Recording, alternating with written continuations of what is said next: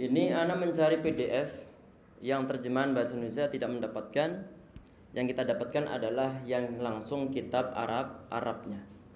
Semoga kita bisa bahas sedikit demi sedikit insyaallah. Bismillahirrahmanirrahim. Ini sebagai muqaddimahnya. Tadi kita sebutkan ada seorang ulama yang bernama Syekh Safiur Rahman Al-Mubarakfuri rahimahullah. Sebentar, ini adalah muka beliau. Ini adalah muka beliau. Beliau meninggal di tahun 2006. Beliau meninggal tahun 2006. Dan kitab yang beliau tuliskan ini adalah merupakan kitab di saat diadakan perlombaan Liga Muslim Dunia, beliau mendapatkan peringkat yang pertama. Kita langsung bahaskan ya ikhwah. Bismillahirrahmanirrahim. Kita bahas sedikit demi sedikit insyaallah.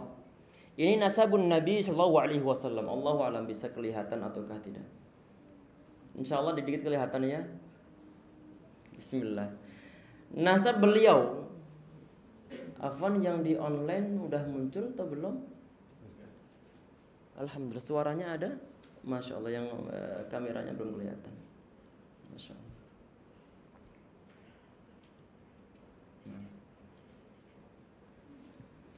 Nasab beliau di sini dibagi menjadi tiga macam. Dalam arti apa? Dalam arti bahwa ada sebagian ulama berbeda pendapat dari segi apa? Dari segi serentetan ataupun alur silsilah Rasulullah SAW.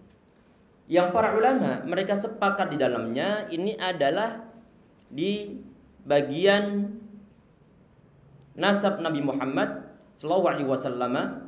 Ini sampai nanti Adnan. Sampai Adnan di antara keturunan Nabi Ibrahim alaihissalam walaupun jauh itu adalah sampai Adnan. Dan dari Nabi Muhammad sampai Adnan ini semua ulama sepakat tentang kesahihan dari nasab beliau. Kita perhatikan ini yang ana kasih warna merah ini sekarang aku kotakin yang besar. Kita perhatikan ini adalah nasab Rasulullah SAW. Yaitu Muhammad sallallahu alaihi wasallam ibn Abdullah bin Abdul Muttalib, kemudian ibn Hashim, kemudian ibn Abdul Manaf, kemudian ibn Qusay, ibn Kilab bin Murrah bin Ka'ab bin Lu'ay bin Ghalib bin Fihr. Yang Fihr ini nanti yang diberikan julukan Quraisy.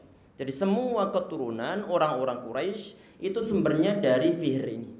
Diberikan sebutan ataupun laqab dengan sebutan Quraisy. Ibn Malik, Ibn Nadir, kemudian Ibn Kinanah bin Khuzaimah bin Mudrikah, Ibn Ilyas bin Mudar, Ibn Nizar bin Ma'ad bin Adnan. Ini semua ulama sepakat tentang silsilah Rasulullah sampai Adnan. Sedangkan yang di atas itu sampai nanti Nabi Ibrahim alaihissalam, ulama berbeda pendapat dari serentetan nama-nama mereka. Lebih beda pendapat lagi nanti adalah saat disebutkan keturunan ataupun silsilah Rasulullah dari zaman Nabi Ibrahim alaihissalam sampai siapa? Sampai Nabi Adam alaihissalam. Kemudian langsung kita bahaskan tentang keluarga Rasulullah sallallahu alaihi wasallam. Ini tu'rafu usratu sallallahu alaihi wasallam bil usratil Hashimiyah. Jadi keluarga Nabi Muhammad ini dikenal dengan keluarga Bani Hashim. Keluarga Bani Hashim. Ini Hashim ini siapa? Kita perhatikan. Ini adalah nisbatun ila jaddi Hashim ibn Abdul Manaf. Jadi beliau ini yang tadi kita sampaikan ya ikhwah. Nabi Muhammad SAW beliau anak dari Abdullah anak dari Abdul Muttalib. Abdul Muttalib anak dari Hashim. Hashim ini anak dari Abdul Manaf. Berarti Hashim ini adalah mbah buyutnya Rasulullah sallallahu alaihi wasallam. Saat disebutkan Bani Hashim, maka adalah atasnya ataupun bapak dari Abdul Muttalib. Ini istilahnya kalau di Jawa itu mungkin buyut nih. Buyut ya, mbah buyutnya ya. Nah, jadi mbah buyutnya Nabi Muhammad sallallahu alaihi wasallam. Kemudian di sini kita perhatikan ya ikhwah. Ini satu persatu dibahas yaitu mbah-mbahnya Nabi Muhammad. Nanti ada pembahasan masalah Hashim, kemudian anaknya yang bernama Abdul Muttalib, kemudian anaknya lagi yang bernama Abdullah, kemudian dibahas yang terakhir adalah tentang Nabi Muhammad sallallahu alaihi wasallam. Ini Hashim, wa qad aslafna anna Hashiman huwa alladhi tawalla siqayah war rifadah min bani Abdi Manaf hina tasalaha banu Abdi Manaf wa banu Abduddar ala iqtisamil manasib fi ma bainahuma. Kita perhatikan di sini, ini disebutkan oleh beliau dalam kitab ini di bagian muqaddimahnya. Jadi orang-orang Quraisy, tadi itu adalah merupakan suatu laqab dari mbah-mbahnya Nabi Muhammad yang ke-12 ataupun mungkin yang ke-11 yang bernama Fihr. Laqabnya ataupun julukannya ataupun gelarnya adalah Quraisy. Quraisy ini, orang-orang Quraisy itu mereka memiliki 6 posisi penting ataupun otoritas yang oleh mereka, oleh anak-anaknya diperebutkan di antara mereka. Apa di antaranya adalah riyasatu darin nadwah. Darin nadwah itu apa? Adalah untuk digunakan kumpul-kumpul bareng antar suku. Termasuk di antaranya adalah membahas masalah-masalah yang penting. Dibahas di mana? Di darun nadwah. Termasuk kalau ada pernikahan, nikahnya di sono. Berarti ini adalah seperti mungkin sejenis aula mungkin. Aula yang digunakan untuk pesta atau untuk acara-acara penting. Dari siapa? Dari suku Quraisy. Nanti ini perlu ada yang nguasain ini, perlu ada yang memegang. Termasuk di antaranya adalah al-liwa, otoritas dalam segi al-liwa.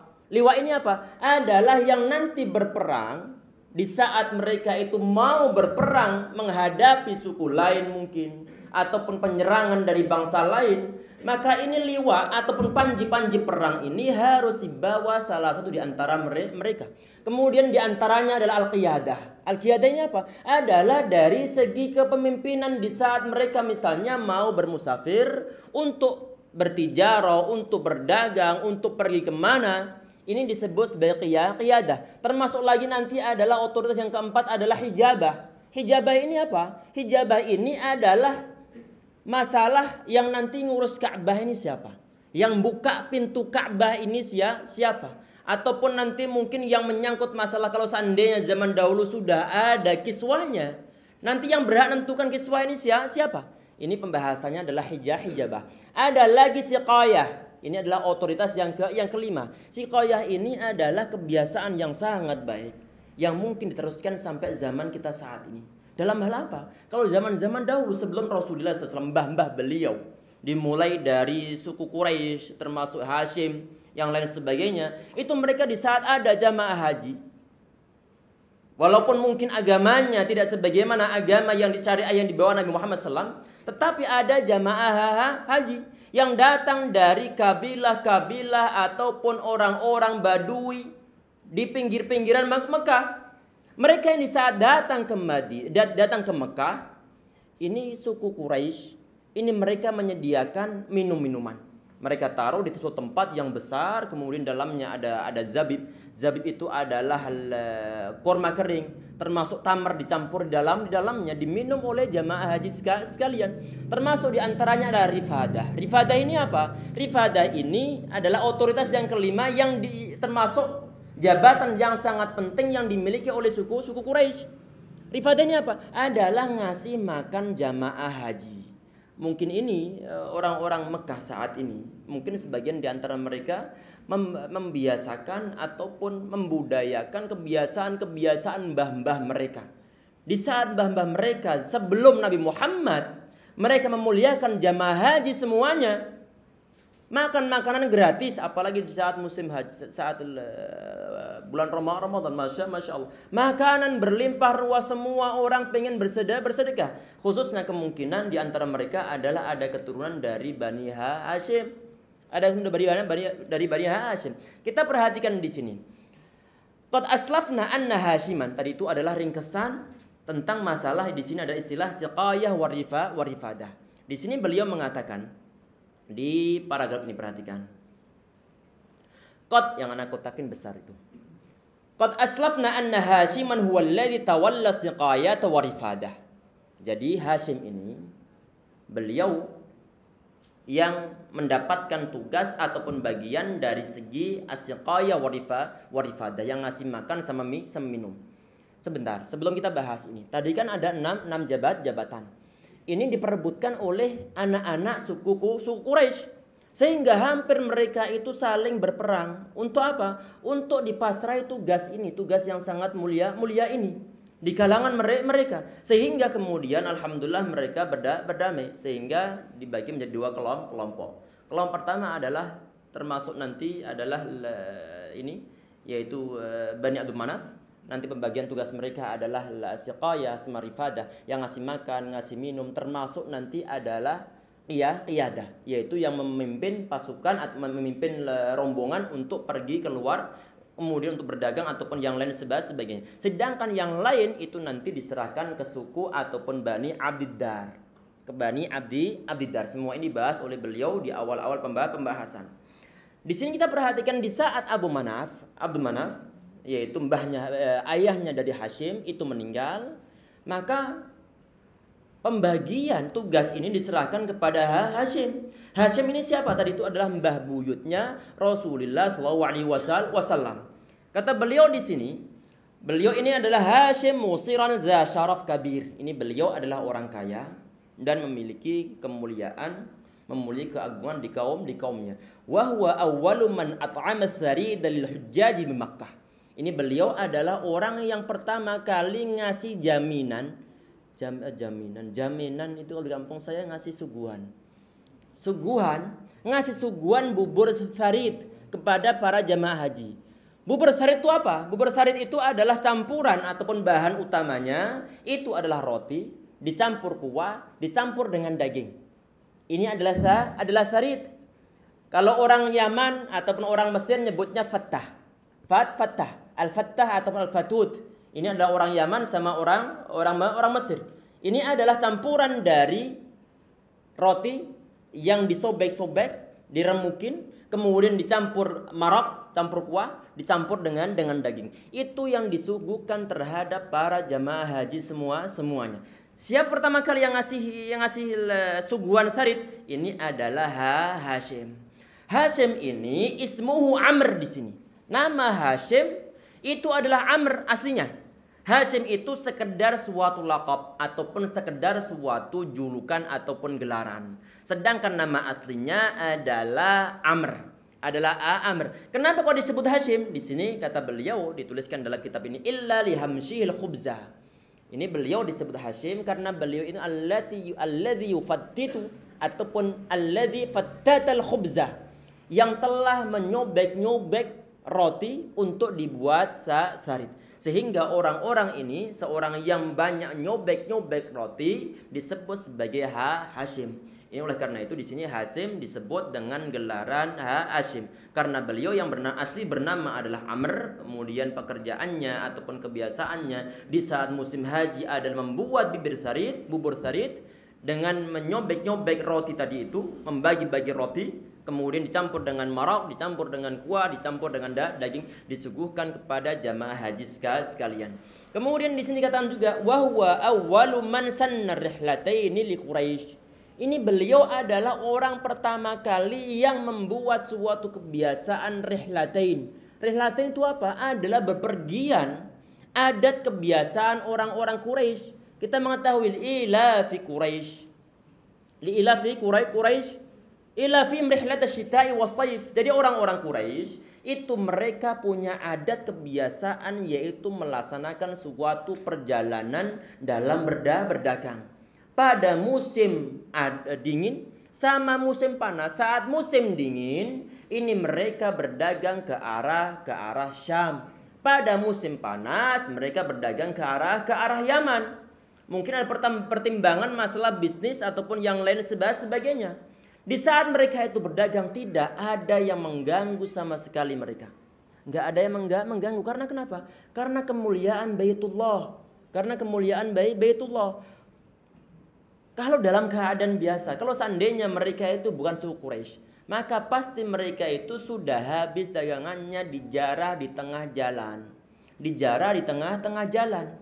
Oleh siapa? Oleh orang-orang Badui, oleh orang-orang Arab, oleh orang-orang yang lainnya. Mereka dijarah tengah-tengah jalan. Karena kenapa? Kenapa kok tidak mereka itu dirampok di tengah jalan sehingga mereka merasa aman? Alladzi at'amahum min ju'i wa amanahum min khauf. Yang diamankan oleh Allah Subhanahu wa taala dari rasa lapar dan juga dari rasa tak takut. Kenapa? Karena penghormatan orang-orang Arab, orang-orang Al-Arabi ataupun orang-orang Badui, orang-orang yang tinggal di sekitar Mekah menghormati keberadaan Ka'bah. Karena Ka'bah ini yang ngurus siapa? Yang ngurus adalah orang-orang Bani Hashim ini. Adalah orang-orang Quraisy. Sehingga karena haibahnya Ka'bah, haibahnya Baitullah, para perampok tidak ada yang berani merampok mereka. Oleh karena itu Allah Subhanahu wa taala mengingatkan ini orang-orang yang di zaman Rasulullah sallallahu alaihi wasallam yang mana notabene mereka itu adalah keturunan Quraisy yang telah diberikan rasa aman oleh Allah Subhanahu wa taala dalam rangka apa? Dalam rangka berdagang mereka aman. Tidak ada yang mengganggu mereka. Dan juga mereka itu diamankan, diselamatkan dari rasa lapar. Ini sebelum Hashim ya ikhwah sekalian. Ada kebiasaan. Yaitu di zaman tersebut. Kan masa-masa tidak sebagaimana zaman-zaman kita saat ini yang serba berkecukupan. Zaman-zaman tersebut orang-orang pada kekurangan. Sehingga kadang-kadang satu suku ataupun satu keluarga mereka tidak mendapatkan suatu makanan. Ada sebagian Bani Makhzum yang mengalami suatu masa paceklik. Kebiasaan mereka, orang-orang zaman tersebut, di saat mereka itu keluarganya tidak ada yang dimakan, makan makanan habis semuanya, maka nanti kepala keluarga sudah ngajak keluarganya untuk berkemah di suatu tempat. Untuk apa? Untuk nunggu ajal di sana. Di sana. Kebetulan ada Bani Makhzum yang mengalami masa semacam ini. Ketahuan oleh Hashim. Dibilang secara singkatnya kalian ini akan habis, sedangkan orang-orang Arab akan menertawakan kalian. Akan habis karena kenapa? Setiap kelaparan kemudian kasih tempat untuk pasrah begitu saja. Akhirnya bagaimana? Kemudian Hashim, mbah buyutnya Rasulullah SAW, membuat suatu kebiasaan, yaitu ar-rihlah, untuk berdagang ke Syam sama ke Yaman. Inilah kebiasaan orang-orang Quraisy yang diteruskan sampai zaman Rasulullah sallallahu alaihi wasallam. Kita perhatikan ya ikhwah sekalian.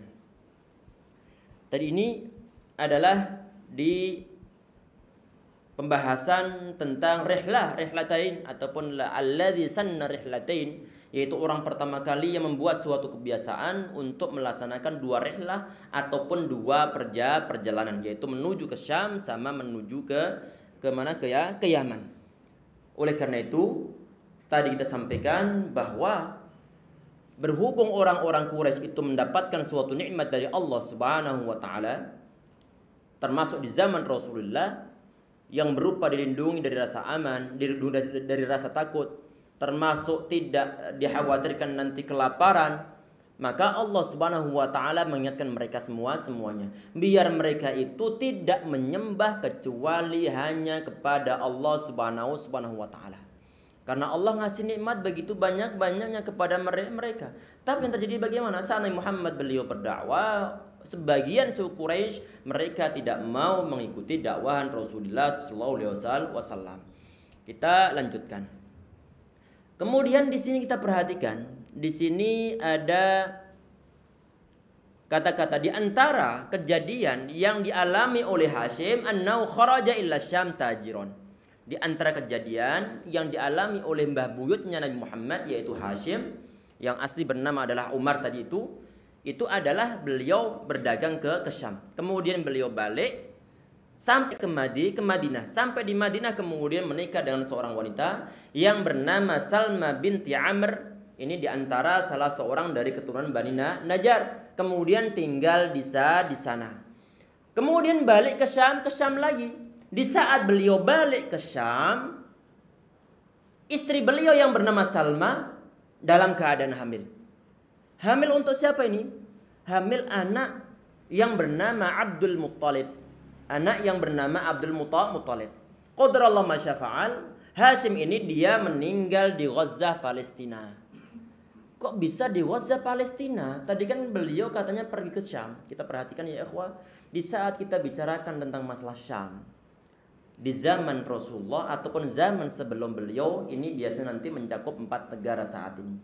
Kalau enggak Suriah, kemudian Palestina, Libanon, sama satunya lagi adalah Jordania. Jadi 4 negara-negara ini. Di saat tadi itu siapa Hashim, beliau melaksanakan suatu perjalanan berdagang ke Syam, maka Palestina masuk dalam wilayah Syam. Beliau meninggal di Palestina, di Gaza, tempat Imam Asy-Syafi'i rahimahullah beliau dilahirkan. Tentunya setelah beratus tahun setelahnya. Kemudian Salma ini istri dari Hashim melahirkan seorang anak yang bernama Abdul Muttalib. Kemudian beliau tadi kan beliau tinggal di mana? Tinggal di Mekah bersama ibunya, tinggal di Madinah. Saat itu Madinah namanya adalah Yathrib. Para ulama ini kebiasaan orang-orang Arab, di saat ada suatu tempat, suatu hal yang sangat penting bagi mereka, nanti mereka itu ngasih nama sampai banyaknya, masya Allah. Termasuk Yathrib ini. Namanya sebagian ulama menyampaikan namanya sampai 100 nama. 100 nama. Di antaranya adalah Toba, di antaranya adalah Thaibah, termasuk Darul Iman, termasuk lagi adalah Yathrib ini. Ini adalah nama-nama di Madinah. Ini Abdul Muttalib di saat dia lahir, hidup dia di Yathrib. Keluarga dari Hashim belum tahu ini anaknya telah lahir. Keluarganya di mana kira-kira? Di Mekah. Karena tadi itu yang pergi ke Syam dalam rangka berdagang adalah Hashim. Sedangkan anggota keluarga yang lain mungkin termasuk saudara-saudaranya masih berada di Mekah. Yang tadi ini Hashim kan dia yang ngurus dari segi apa? Siqayah sama rifadah. Yaitu yang ngasih makan sama minum orang-orang jamaah haji. Setelah Hashim ini meninggal, ini yang nerusin siapa? Yang nerusin adalah saudaranya Hashim yang bernama Muttalib. Yang bernama Muttalib ibn Abdul Manaf. Muttalib ibn Abdul Manaf. Setelah kemudian terdengar kabar bahwa Hashim meninggal dan mengetahui bahwa ada seorang anak yang terlahir dari Hashim ini, akhirnya Muttalib ini dia nyari ke Yathrib, ke Madinah.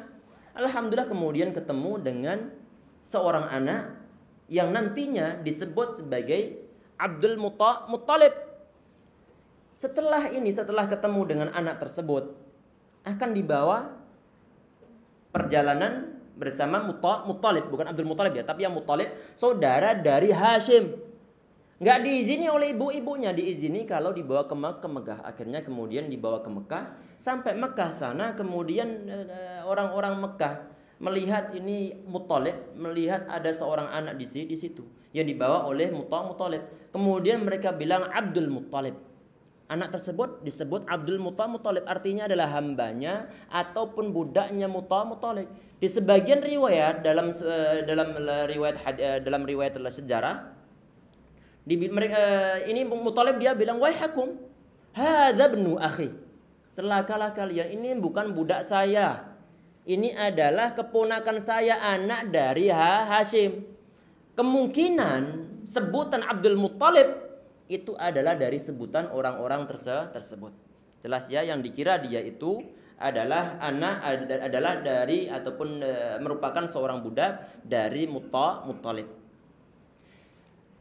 Saat tadi kan masalah yang ngurus ngasih makan jamaah haji, ngasih minum jamaah haji. Ini kan Muttalib setelah Hashim meninggal. Kemudian setelah ini Abdul Muttalib dewasa, hal tersebut diserahkan kepada Abdul Muttalib. Abdul Muttalib ini siapa? Adalah mbahnya Nabi Muhammad SAW, yaitu ayah dari Abdullah, ayahnya Nabi Muhammad SAW. Langsung kita bahas. Ini adalah Abdul Muttalib. Ini beliau yang meneruskan pengurusan Ka'bah. Ini ada dua kejadian ya ikhwah sekalian. Kejadian masalah apa? Kejadian yang dialami oleh Abdul Muttalib. Yang pertama adalah penggalian sumur Zam-Zam. Dan juga terjadinya peristiwa tentara gajah yang akan menyerang Ka'bah. Ini suatu saat tersebutkan di sini bahwa Abdul Muttalib itu bermimpi. Disuruh apa? Disuruh untuk menggali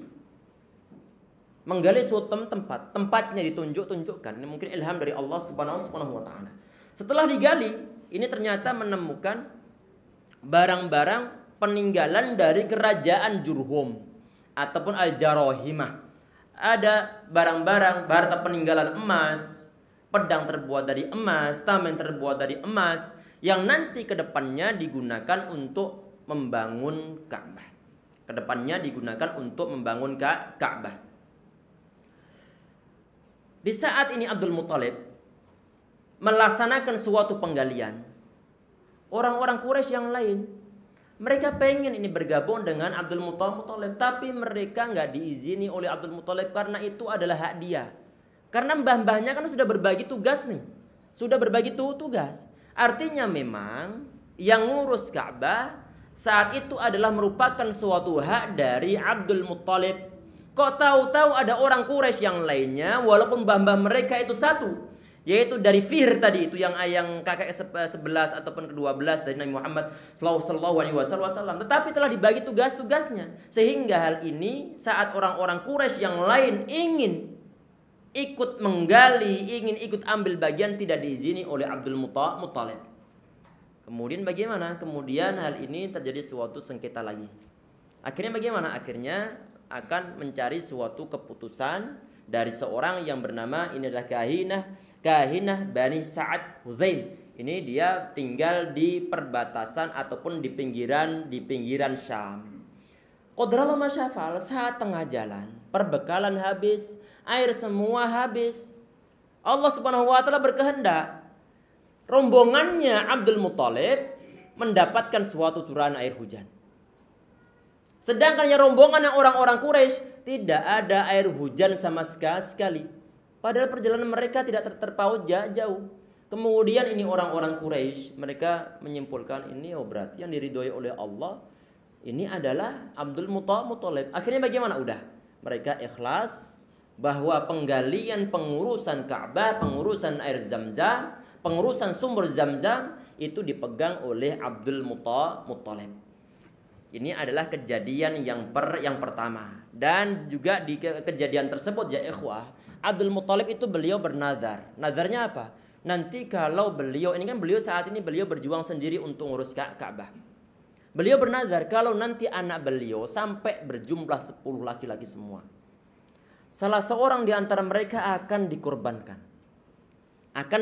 Dikorbankan berarti ini sebagaimana Nabi Ibrahim alaihissalam yang akan mengorbankan anak beliau.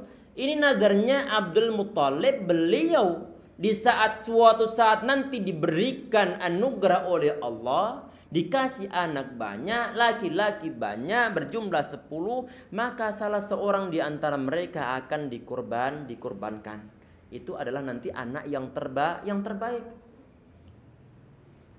Qadarullah kemudian terlahir anak yang terbaik itu adalah Abdullah dan telah masa untuk dikorbankan.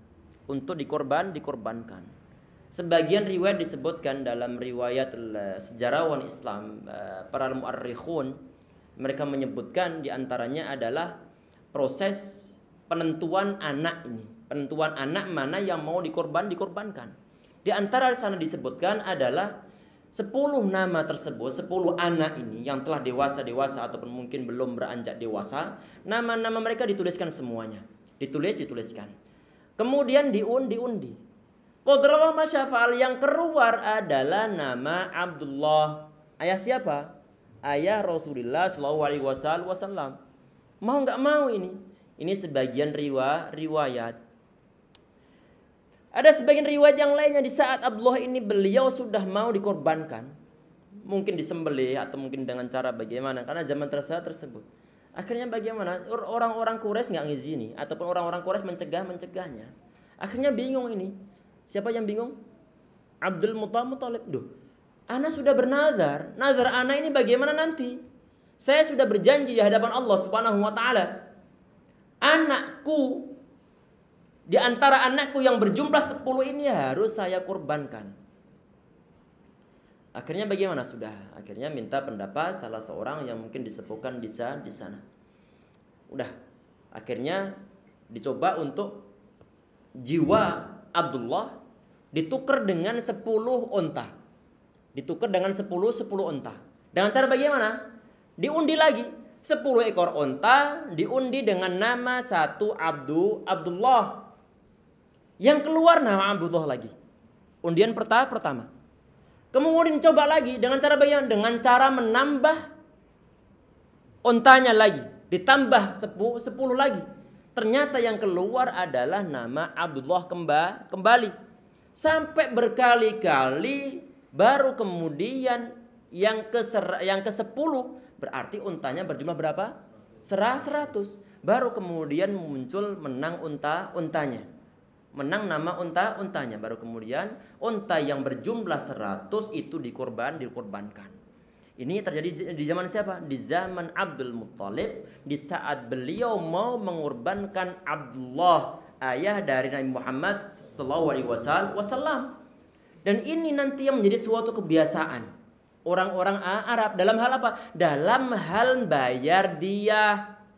Kalau ada satu orang membunuh orang lain secara sengaja dengan senjata-senjata yang memang senjatanya bisa membunuh, maka nanti perlu membayar dia. Diahnya berapa? Adalah 100 ekor unta. Itu pun kalau nanti keluarga korban memaafkan. Kalau tidak memaafkan, maka bagaimana? Maka nyawa harus dibayar dengan nyawa. Kalau memaafkan, baru kemudian beralih ke 100 ekor unta. Ini yang terus suatu kebiasaan yang dalam syariat agama Islam diterapkan. Di antaranya masalah-masalah ini. Satu orang yang dibunuh dengan sengaja dengan menggunakan senjata, dan menggunakan sesuatu yang bisa membunuh, maka nanti diatnya adalah 100 ekor unta. Dengan catatan keluarga korban dia memaafkan. Kalau memaafkan, maka nanti beralih ke arah bayar dia. Satu orang yang dibunuh dalam negara Islam dengan sengaja, dengan menggunakan senjata yang bisa membunuh, maka nanti diatnya adalah membayar 100 ekor unta. Harganya berapa? Satu ekor unta Allahu a'lam, 50 juta mungkin. Tinggal mengalihkan berapa. Satu nyawa orang. Satu nyawa orang. Ini artinya ikhwah sekalian. Tadi ini kan kenapa kok menurut kisah tersebut, kenapa ini kok yang saat dibuat undian antara 100 ekor unta dengan Abdullah, kok yang muncul adalah 100 ekor unta. Ini diambil kesimpulan bahwa harga satu nyawa ini adalah dalam syariat agama Islam adalah dihargai untuk sebagai tebusannya adalah 100 ekor unta. Ini yang terus berlangsung sampai kita saat ini ataupun dalam syariat agama Islam. Kemudian peristiwa yang kedua adalah peristiwa Abraha. Peristiwa Abraha yang dialami oleh kakek Nabi Muhammad yang bernama Abdullah. Ini ya ikhwah sekalian, ini kan terkenal di kalangan orang-orang Arab, termasuk di daerah-daerah sekitar Arab sana, bahwa Ka'bah ini diziarahi per tahunnya, dihormati oleh orang-orang Arab dan juga oleh orang-orang non-Arab. Ini ada seorang gubernur dari termasuk mungkin gubernurnya kerajaan ataupun kekaisaran Romawi yang berada di Yaman. Ini dia bernama Abraha bin Sabbah al-Habashi. Abraha bin Sabbah al-Habashi. Dia ini bersumpah, sumpahnya bagaimana? Udah, saya akan mengalihkan orang-orang biar nanti mereka tidak datang ke Ka'bah lagi. Akhirnya bagaimana? Dia membuat suatu saingan, yaitu Ka'bah juga sampai saat ini ada, walaupun tinggal area tanahnya saja, bangunannya sudah tidak ada. Kemudian di saat Bani Kinanah, satu di antara orang Bani Kinanah mendengar bahwa Ka'bah ini dia membuat suatu saingan Ka'bah. Akhirnya bagaimana? Ka'bahnya Abraha dikotor-kotori dan menggunakan kotoran manusia. Marahnya Masya Allah. Dia langsung curiga bahwa yang melaksanakan ini, yang ngotori tempatnya dia, ini adalah orang-orang Quraisy. Akhirnya bagaimana? Akhirnya dia ini dituliskan di sini, ini ngirim 60.000 sebentar. Ini sebelum kita bahas ini, ya perhatikan ini yang saat ini berada di Yaman. Ini kita selesaikan titik ini, kemudian kita sudah insyaallah. Ini adalah saat ini masih di Yaman, berada di ibu kota Sanaa. Anak pernah sekali ke sana saat ke ibu kota, saat di pas Babul Yaman. Ini di dalamnya ada ini. Kita perhatikan.